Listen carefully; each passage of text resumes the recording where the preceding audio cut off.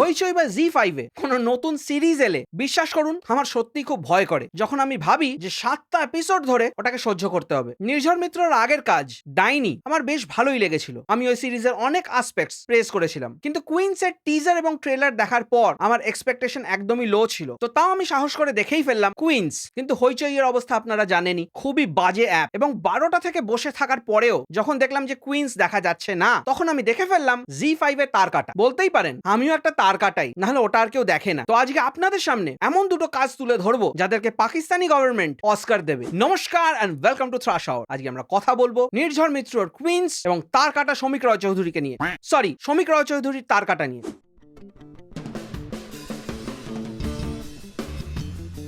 তো শুরু করা যাক কুইন্স নিয়ে। কুইন্সের গল্প আপনারা ট্রেলারে যা দেখেছেন এক্স্যাক্টলি তাই, তার বাইরে 1%ও নেই। মানে ট্রেলার দেখে নিয়েছেন মানে সিরিজ দেখা হয়ে গেছে। একটা পলিটিক্যাল ফ্যামিলি যার 4জন মেল ক্যারেক্টার্সকে একটা পার্টিকুলার অনুষ্ঠানে অপোজিশন পার্টি খুন করে দেয়, এবং তারপর এই 4জন বিধবা কিভাবে রিভেঞ্জ নেয়। কি প্রেমিসটা শুনতে খুবই অদ্ভুত লাগলো না?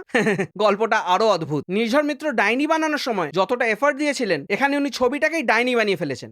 মানে দেখে ভয় লাগছে। সিরিজের কোন আসপেক্ট কতটা বিষাক্ত এটা বলে বোঝানো যাবে না, মানে একদম ultra rotten to its core. এই ছবির প্রথম নেগেটিভ আসপেক্ট হচ্ছে টাইটেল। কুইন্স টাইটেলটা কোনোভাবেই জাস্টিফাইড নয়। এনারা 4জন রানী ছিলেন না, এনাদের ব্যবহারও রানীদের মতো না। ইনফ্যাক্ট এই সিরিজে একজনই রানী, মিমি চক্রবর্তী, বাকি সবাই দাসী। না মানে লিটারালি একজন তো বোবা, কথাও বলতে পারে না। যদিও আইরনিক্যালি তার পারফরমেন্সই সবচেয়ে ভালো ছিল। সে কোথায় জুলফিকারের কথা মনে পড়ে গেল। যাই হোক, আর আরেকটা ব্যাপার, আজকাল বাংলায় দেখছি খুব ওয়েস্টার্ন ব্যান্ডস থেকে ইন্সপায়ার্ড হয়ে সিরিজ বা ছবির নাম দেওয়া হচ্ছে। এই ধরুন নতুন যেরকম একটা সার্কাস আসছে নেভার মাইন্ড, সেই নির্বাণার অ্যালবাম কুইন্স নামটা শুনেও আমি প্রথমে ভাবলাম এটা বোধহয় ফ্রেডি মার্কারির লাইফ স্টোরি নিয়ে। তারপর মনে পড়লো না, ওখানে তো বোহেমিয়ান র্যাপসোডি অলরেডি হয়ে গেছে। তারপর এটা দেখে বুঝলাম এটা নর্থ বেঙ্গলের র্যাপসোডি।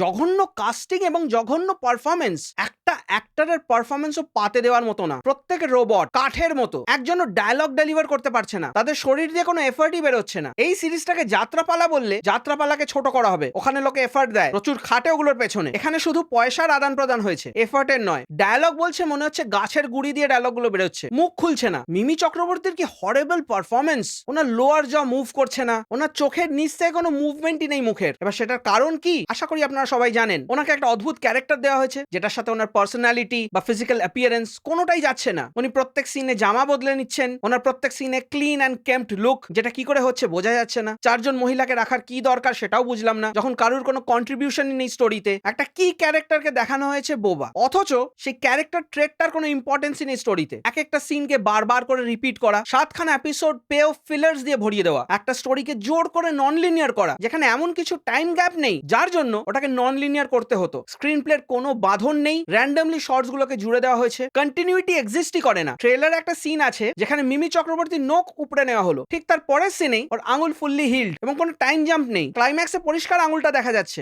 একদম নেল এক্সটেনশন লাগানো। আজকালকার অ্যাক্টররা সাজতে এত বেশি ব্যস্ত যে তারা আর স্টোরিকে প্রাধান্য দেয় না। হে রামে রানী মুখার্জির লুকটা মনে আছে তো, নো মেকআপ লুক। বাংলার কোনো অ্যাক্টর ওই এফার্টই আর দেয় না। সাহেব বাড়ি বলে যে জায়গাটা দেখানো হচ্ছে মোস্ট প্রবাবলি সেটা নর্থ বেঙ্গলে, এবং সেখানেই ক্লাইম্যাক্সটা শুট হলো একটা ট্রাম ডিপোতে।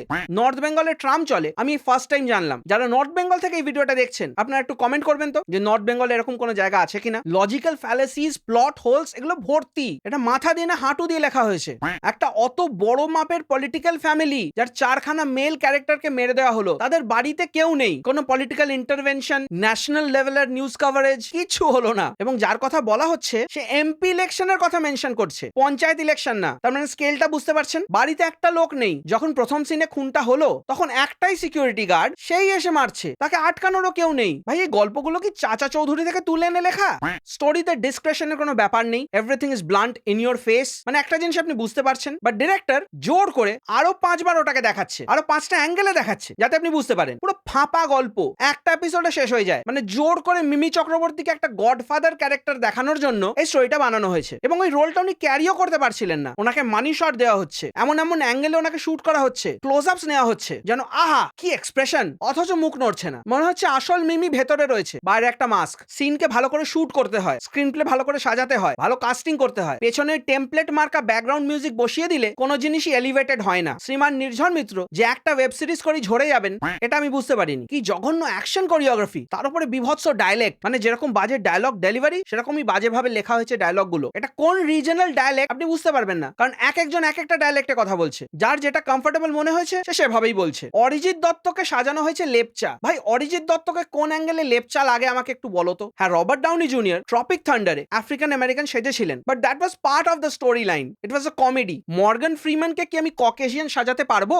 আমি কিন্তু একদমই রেসিজম অ্যাঙ্গেল থেকে বলছি না, আমি রিয়েলিজম অ্যাঙ্গেল থেকে বলছি। হইচইয়ের টিপিক্যাল কাজে যেরকম সিজিআই রক্ত, সিজিআই গান শটস, সেগুলো সবই রয়েছে। ইনফ্যাক্ট রক্তের কালার জাম রঙের হয়ে গেছে, লাল আর নেই। এবং বলতে লজ্জাই লাগে, ব্রেকিং ব্যাডের মতো একটা আইকনিক সিরিজ যেখানে ওয়াল্টার হোয়াইট তার লাইফের প্রথম মার্ডারটা করবে, সেখানে যে ডিশ ভাঙার সিনটা রয়েছে সেটাকেও এরা চুরি করে নিল। এদের কি সত্যি আর লজ্জা শরম কিছু নেই? কোনোভাবেই প্লট বা ক্যারেক্টার গুলোকে এস্টাবলিশ করা যায়নি, প্লটের কোনো বিল্ড আপ নেই, প্লট কোনো প্রপার ডিরেকশনে এগোয় না, ক্যারেক্টারের কোনো ডেভেলপমেন্ট নেই, এক একটা ক্যারেক্টারের পেছনে কোনো মোটিভেশন নেই, কে কখন কি করছে ইউ হ্যাভ নো ক্লু। লাস্টের পুরো এপিসোডটা কানামাছি খেলা হচ্ছে, কে কাকে বিট্রে করছে এটাই ক্লাইম্যাক্স, আর কোনো ক্লাইম্যাক্সের পেছনে লজিকই নেই। সিরিজে একটা দেখবেন ছোট্ট অ্যাফেয়ারের অ্যাঙ্গেল রয়েছে যেটা পুরোপুরি অপ্রয়োজনীয়, সেই ক্যারেক্টারটাও অপ্রয়োজনীয়। আমার মাথায় সত্যি আসছে না যে নির্ঝর মিত্র কিভাবে ডাইনি বানিয়েছিলেন। It was not perfect, but it was good and watchable. পুরো সিরিজটা বানানো হয়েছে মিমি চক্রবর্তীর উপর ফোকাস করার জন্য। আই ক্যান ক্লিয়ারলি আন্ডারস্ট্যান্ড যে মিমি খুব ফিমেল সেন্ট্রিক রোলস প্রেফার করে, ওই জন্য আদার দ্যান উইন্ডোজ উনি খুব একটা হিরোইনের রোল প্লে করেন না, বাট তার জন্য স্ক্রিপ্ট সিলেকশন বেটার হতে হয় এবং নিজের তরফ থেকে এফর্ট দিতে হয়। একজন অ্যাক্ট্রেস যদি ডায়লগে ডেলিভার না করতে পারে, তার মুখ না খোলে, তার শরীর না নড়ে, তাহলে তো তার অ্যাকশন সিনস করার কোনো মানেই হয় না। একটা থ্রিলারের অ্যাপ্রোচ, অথচ থ্রিল নেই, সাসপেন্স নেই, মিস্ট্রি নেই, জলের মতো ক্লিয়ার। ছবির সিনেমাটোগ্রাফি একদম সিরিয়ালের মতো। সেই সিরিয়ালে যেরকম একজনের উপর বারবার ফোকাস করা হয়, একটাই সিনকে বারবার রিপিট করা হয় রান টাইম ফিল আপ করার জন্য, এখানেও এক্স্যাক্টলি সেম। একদম down market cinematography, very very very poor editing. এবং পুরো সিরিজটা দেখার পর আপনি ভাববেন আমি এক্স্যাক্টলি কি দেখলাম। সাপোর্টিং কাস্টের যেরকম বাজে পারফরমেন্স, অবভিয়াসলি কাস্টিংটাও সেরকমই বাজে, কিন্তু তার উপরেও এটাও বলতে হয় তাদের ক্যারেক্টারগুলো লেখা হয়নি ঠিক করে, কাউকে প্রপার স্ক্রিন টাইম দেওয়া হয়নি, প্রপার ভিলেনকে ড্র করা হয়নি। পুরো সিরিজটা দেখে আমার মনে হলো পিকনিক প্রজেক্ট। নর্থ বেঙ্গল ঘুরতে যাওয়ার ইচ্ছে ছিল, টিম নিয়ে গেছেন, they had a good time, they came back, and অবশ্যই হইচই থেকে কিছু টাকা তো রোজগার হয়ে যাবেই। এবং হইচই এর প্রসঙ্গ যখন উঠলো, আমি আরেকবার বলে দিই, এরকম বাজে অ্যাপ আমি অনেকদিন দেখিনি। বারবার কি করে ফ্রিজ হয়ে যায় এত সাবস্ক্রিপশন নেওয়ার পরেও, আই হ্যাভ নো ক্লু। ডাইনিতে যেরকম ভিলেনের একটা খুব ভালো পারফরমেন্স ছিল, খুব ভালো স্ক্রিন প্রেজেন্স ছিল, ক্যারেক্টারটাকেও লেখা হয়েছিল সেরকম ভাবেই, এখানে আপনারা সেরকম কিচ্ছু পাবেন না। No stand out performances, no memorable characters, absolutely disgusting dialogues, a non existent script and screenplay, এবং সবকিছু মিলিয়ে একটা টোটাল টাইম ওয়েস্ট। সো আমি কুইন্সকে দেবো 0 আউট অফ 10। এটা বানানোর কোনো প্রয়োজনীয়তা ছিল না। Now moving on to our next series, তারকাটা। একাডেমি অফ ফাইন আর্টস বেরোনোর পর আমি এক্সপেক্ট করেছিলাম যে অনেক ডিরেক্টরই এরকম ফিল্ম মেকিং স্টাইল থেকে ইন্সপায়ার্ড হবেন, and lo and behold Shamik Roy Chowdhury is here. যেহেতু একাডেমি অফ ফাইন আর্টস একটা ভালো সাকসেসফুল ফিল্ম হয়েছে, ভালো কি খারাপ ইটস আপ ফর ডিবেট, আপনারা রিভিউটা চেক আউট করতে পারেন, বাট যেহেতু ওটা চলেছে সেই জন্য ওই টেমপ্লেট থেকে উনি বানিয়ে ফেললেন আর একটা সিউডো পাল্প থ্রিলার, যেটা পাল্প জনারে বিলং করে না। ওই টমেটো পেস্ট করলে যে পাল্প হয় এটা ওটাই। পৃথিবীতে নানান রকম মাদক দ্রব্য পাওয়া যায়, এবার কোন মাদক দ্রব্য সেবন করে এই গল্পটা লেখা হয়েছিল সেটা আমি ভালো করে বলতে পারবো না, কিন্তু এইটুকু বলতে পারি যে কুইন্সকে টক্কর দেওয়ার যোগ্য কম্পিটিটর হচ্ছে তারকাটা। এর গল্পটা তারকাটা না, এর পরিচালক তারকাটা না, এর অভিনেতা তারকাটা, সেটা বলা মুশকিল। এটা একটা বিভৎস বিষাক্ত সিরিজ, যেটা দেখতে গিয়ে আমি ঘুমিয়ে পড়েছি, ঘুম থেকে উঠে আবার দেখেছি, আবার ঘুমিয়ে পড়েছি, তারপরে শেষ করেছি। একজন মানুষ মানুষ হলে এই সিরিজটা বানাতে পারে না। এই ধরনের সিরিজ বানানো হয় বলেই এলিয়েন্স পৃথিবীতে আসে না। তারকাটা কোনো গল্পই নেই, 7খানা এপিসোড, ধরে নিন পুরোটাই একটা অ্যাসিড ট্রিপ। নিজের মগজের আচারগুলো বার করে সেটাকে খেয়ে এই গল্পটা লেখা হয়েছে। বিক্রম চ্যাটার্জি যে ক্যারেক্টার, সেটাকে দেখে হাসবো না কাঁদবো না দুঘা দেবো সেটা বুঝতে পারলাম না। How can you write a character which is so cringe worthy? বিক্রমের পারফরমেন্স জঘন্য, বাট আমি যখন দুর্গাপুর জাংশনের রিভিউ করেছিলাম তখনও আমি এগুলোই পয়েন্ট আউট করেছিলাম যে বিক্রমের স্পিচ খুবই বাজে, ও ধরে ধরে কথা বলে, কোনোভাবেই ন্যাচারাল শোনায় না, is always uptight and rigid, is very focused on delivering the emotion, but expression বার করতেও জোর করে, এবং it looks comical and funny and not in a good way. মানে বিক্রমের ওভার অ্যাক্টিং এর সামনে কুইন্সে মিমির আন্ডার অ্যাক্টিং বেটার লাগছিল। সত্যমের ক্যারেক্টারের পারফরমেন্স আমার প্রথম দিকের থেকে পরের দিকে একটু বেটার লেগেছিল, মনে হয়েছে he slowly got into the character, but still not a very ground breaking performance, খুবই অ্যাভারেজ। বাট হ্যাঁ, পুরো সিরিজে সত্যমের পারফরমেন্সই একটু ঠিক ছিল। Priyanka Sarkar again underutilised, না বেশি স্ক্রিন টাইম ছিল, না ওনার ক্যারেক্টারকে বেশি ফোকাস করা হয়েছে। গোটা সিরিজটাই ওয়াজ অ্যাবাউট বিক্রম, এবং my God what a horrible performance. বিক্রমকে দেওয়া হয়েছে ইনার মোনোলগস, যেটাকে কমিক টাইমিং হিসেবে ইউজ করা হয়েছে, ঠিক যেরকম একাডেমি অফ ফাইন আর্টস এ ফোর্থ ওয়াল ব্রেক করা হয়েছিল, এখানেও সেরকমই। বাট একটা জায়গাও ওই কমিক টাইমিং গুলো ওয়ার্ক করেনি, এবং জাহ্নবী কাপুরের অবজেক্টিফিকেশন অফ উইমেন অ্যাঙ্গেলে এত কন্ট্রোভার্সি হচ্ছে। এই ফিল্মে মহিলাদের যেভাবে অবজেক্টিফাই করা হয়েছে, বেঙ্গল বলি এটা নিয়ে কোনো ইস্যু উঠবে না। বিক্রমকে যেসব ডায়লগ দেওয়া হয়েছে সেগুলো কোনোভাবে অ্যাডাল্ট ডায়লগ বলা যায় না, রীতিমতো হ্যারাসমেন্ট। কে লেখে এগুলো আজকালকার দিনে? একটা বিয়ে বাড়ির ভিডিওগ্রাফার এর থেকে বেশি এফর্ট দেয় একটা ওয়েডিং ভিডিও বানানোর পেছনে। কোনো ইমোশন নেই, বাঁধন নেই, জাস্ট ব্ল্যাঙ্ক অ্যান্ড হলো, কন্টিনিউটির কোনো গল্পই নেই। বিক্রমের ক্যারেক্টার হঠাৎ হঠাৎ ভুলে যায়, এটা পুরোপুরি প্লট কনভিনিয়েন্স। এর পেছনে লজিকটাও পুরোপুরি। যে বিল্ডিং থেকে ওর ভাই পড়লো, যে হাইট থেকে, ভাই মারা গেল, বিক্রম বেঁচে গেল, জাস্ট মাথায় চোট লাগলো, ও তার কাটা হয়ে গেল। এগুলো কিন্তু ট্রেলারেই আছে, কোনো স্পয়লার না। এই ছবির যে মেন ভিলেন মানে মেয়াং চ্যাং, ওনাকে আমি লাস্ট দেখেছিলাম বদমাশ কোম্পানিতে, আবার হলে। উনি যে আমাদের বাংলায় ভিলেন হিসেবে আসবেন এটা তখন এক্সপেক্ট করিনি। এবং এটা বলতেই হয়, না ওনার দ্বারা গান হলো, না হলো অ্যাক্টিং। এই সিরিজটার আলাদা আলাদা সেগমেন্টকে, আলাদা আলাদা ক্যারেক্টারকে ডাইসেক্ট করার কোনো মানেই হয় না। এটাকে আমি 0 রেটিংও দিতে পারবো না। This is something beyond that. মানে এটা অডিয়েন্সকে নিয়ে খিল্লি করা। আবার এর মধ্যে প্রচুর অ্যাকশন সিনস রয়েছে যেগুলোর এক্সিকিউশন দেখলে আপনি পাগল হয়ে যাবেন। ওয়ার হারনেসের ইউজেজ এতটাই ভালো যে বিক্রমকে দেখে মনে হচ্ছে আস্তে আস্তে দুলিয়ে দুলিয়ে নিয়ে যাওয়া হচ্ছে।